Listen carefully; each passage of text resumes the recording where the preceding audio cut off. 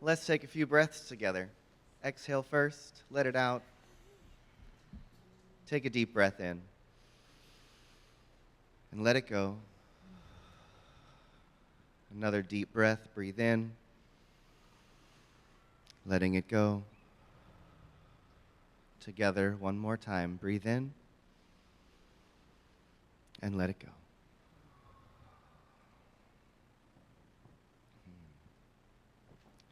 And so, good morning, beloved community. If you don't know me, I am Reverend Elisha Christopher. I'm the spiritual director and senior minister here at this Center for Spiritual Living.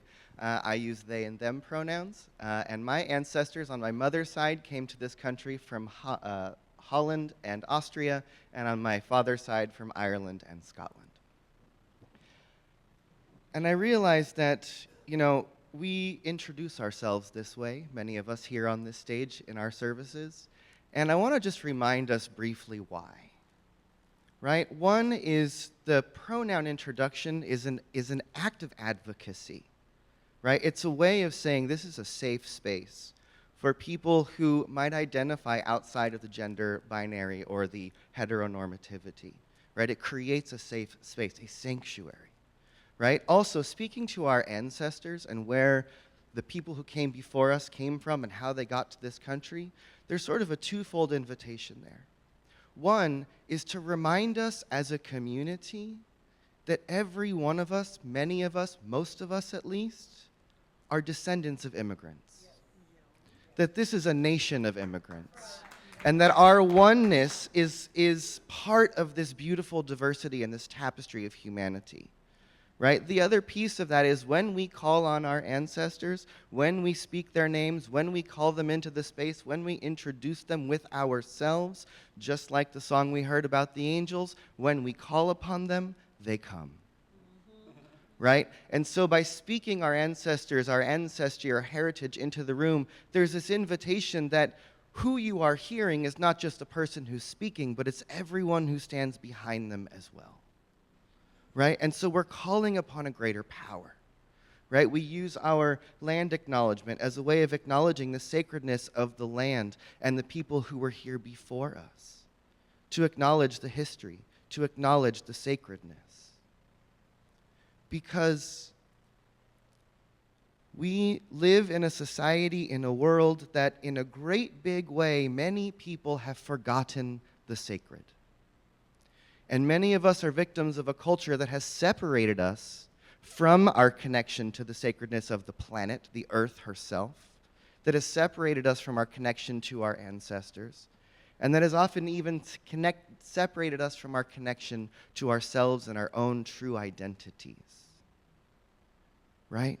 And so we come into this space to be reminded of the truth of who we are.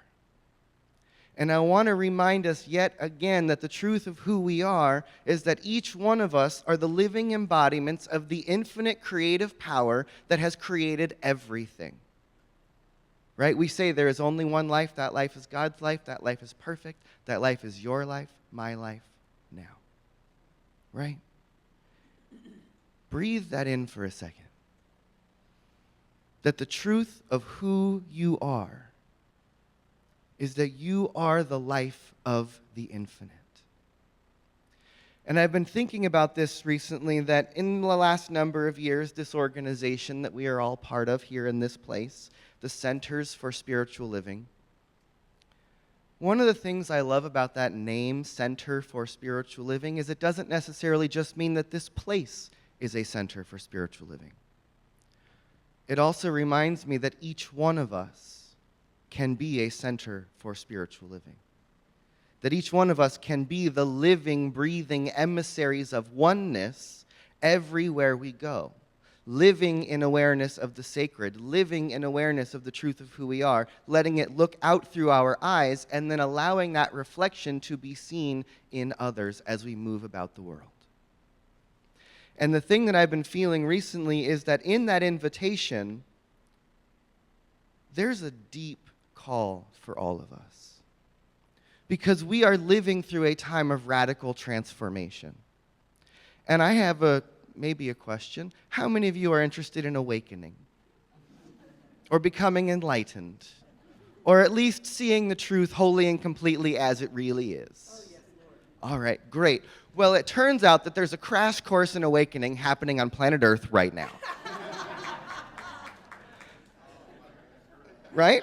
And so in that, we are all in graduate school for enlightenment, which requires us to be able to see above division, which requires us to be able to see beyond separation, which requires us to love in the face of hate, which requires us to call in a culture of calling out. There's an invitation for all of us to rise above whatever it is that is manifesting in front of us, because remember, everything that comes your way is your invitation. And so, pay attention.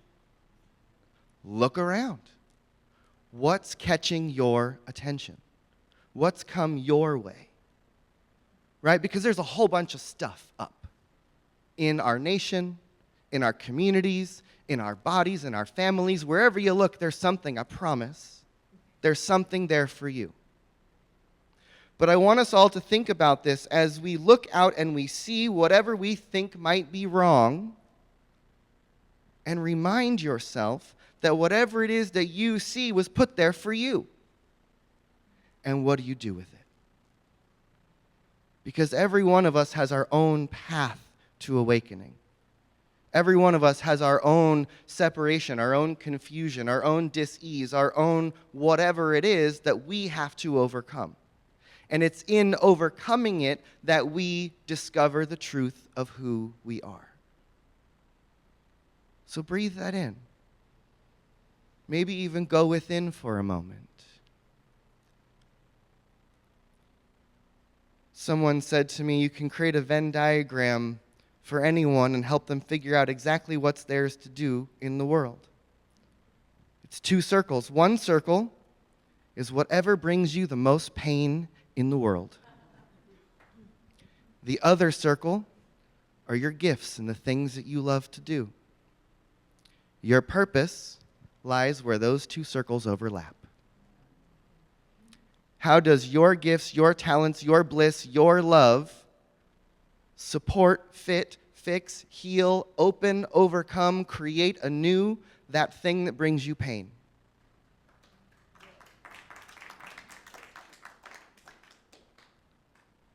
And it starts with our awareness. It starts with our willingness to look at what is.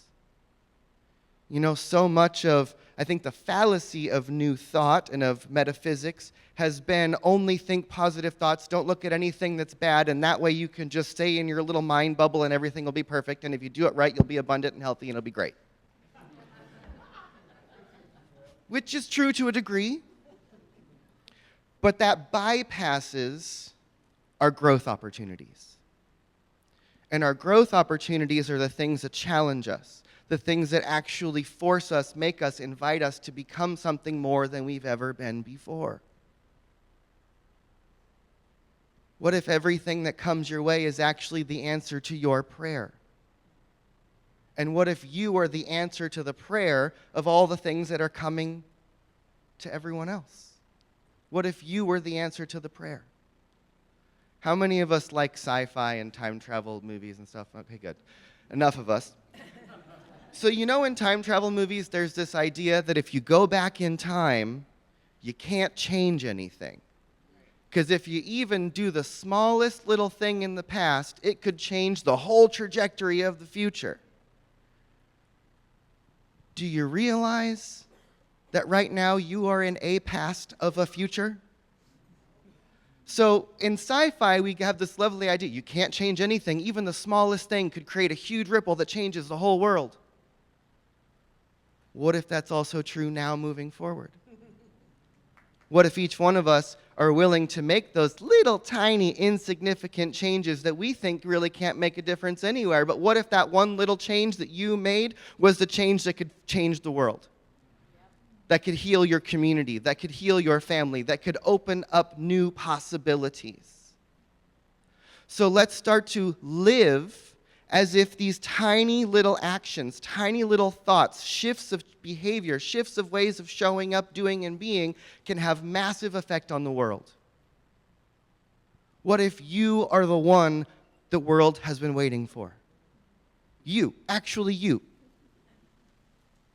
And that if you made one shift, one change towards the good,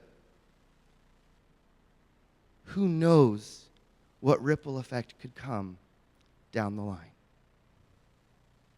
Right? We are creating with something so much greater than we are. Ernest Holmes says there's a power for good in this universe greater than you are, and you can use it. I like to evolve that statement to the next level, which says there's a power for good in this universe greater than you are, and it can use you. Or even we can take it up one more time. There's a power for good in this universe greater than you are, and it is who you are. How would you live? How would you move? How would you be in the world if you actually believed that there is a power greater than you can conceive of that is acting as you in this world? I grew up in Christian churches hearing this. It just dropped out of my head. There it is. I grew up in Christian churches growing up with John 3:16. For God so loved the world that he gave his only begotten Son, that whosoever believe in him, blah, blah, blah, blah, blah. The thing I want to tell you is that the only begotten child of the one who was sent here for the healing of the planet, you, me, each one of us are the full embodiment of the universe, of the divine consciousness. We are here manifested in the world. What are we going to do with it?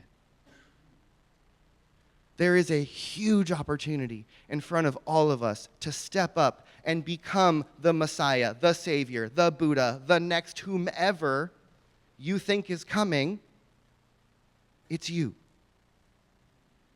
And so what does it look like as spiritually grounded people who believe in a power greater than we are? How does that show up as our advocacy for the people who live in our neighborhoods who might be in fear of being deported?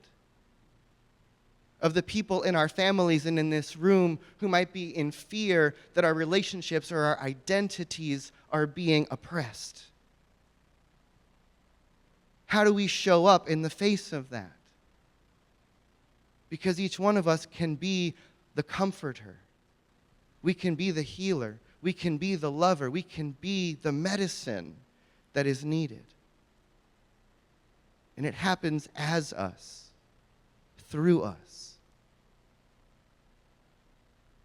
So take a deep breath in. Because there's this other thought that's been going through my mind.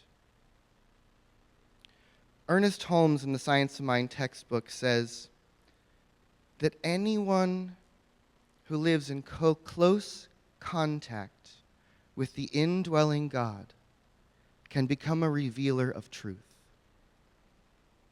Anyone who lives in close contact with the indwelling God can become a revealer of truth.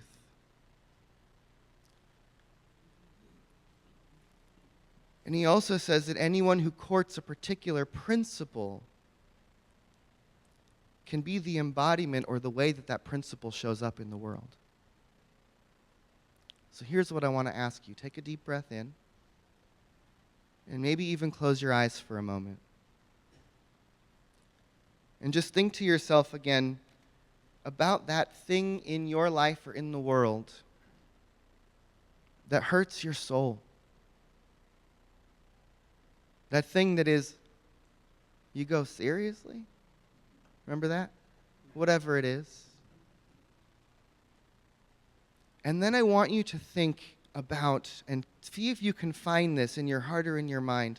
What is the ultimate divine quality that that thing is actually an expression of? And so what I mean by that is if you see hatred in the world, the high divine quality is love. It's just the inverse being expressed. But when you see hatred, it evokes the love from within you. Think about whatever divine quality you feel like the world needs most. Maybe it's joy. Maybe it's justice. Maybe it's beauty or acceptance. But find a word, a high and holy quality. And then think to yourself, what would it look like to develop a relationship with that quality so deeply that you become its living embodiment? And so if you feel that the world needs more love, how do you become the love that the world needs? If what you feel is we need justice, how do you become the living embodiment of justice? And let that be an invitation to begin to build a relationship with a higher quality or principle and allow it to come through you until it is you. So take another deep breath in.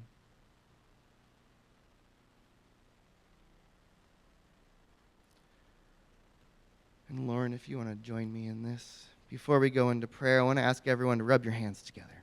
A, because it's cold, you want to build up some heat.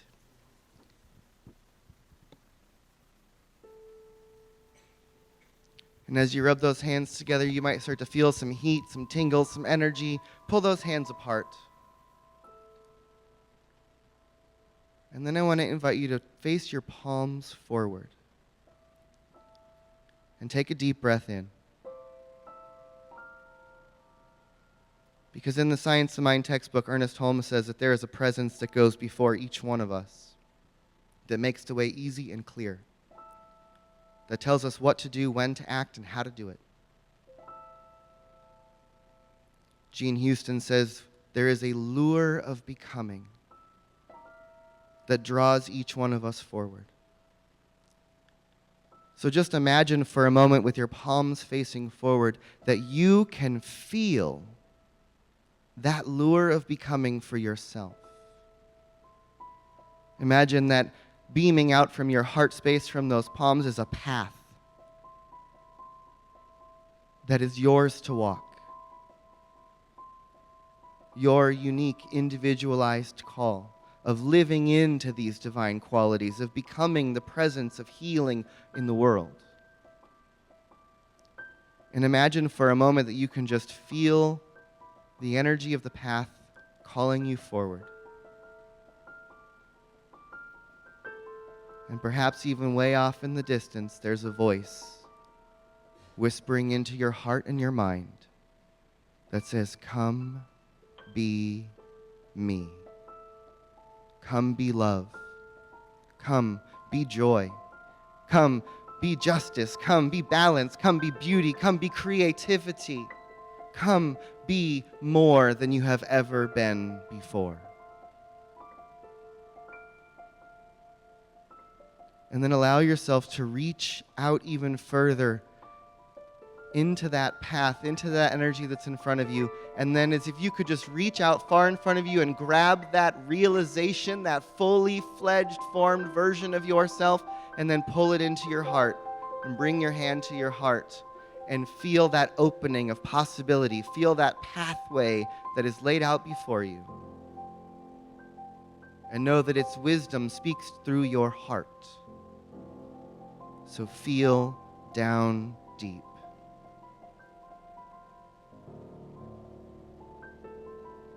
And take a deep breath in. And let it go. And as we breathe together, I want to take us a little more in, a little more. As we breathe, I remind each one of us that there is one who is breathing all of us. One life, one power, one presence, one infinite consciousness, one great creative potential. It is this one that I call God. But the words don't do it justice. What I know is that there is an infinite ground of being that permeates all things, and that each one of us have risen from that ground of being, and we have come into this world on purpose, with purpose, for a purpose. Each one of us is alive right here, right now, in this moment in history, for a reason. So let us remember the truth of who we are, that each one of us have the capacity to be the living embodiments of love, of joy, of peace, of justice, of possibility.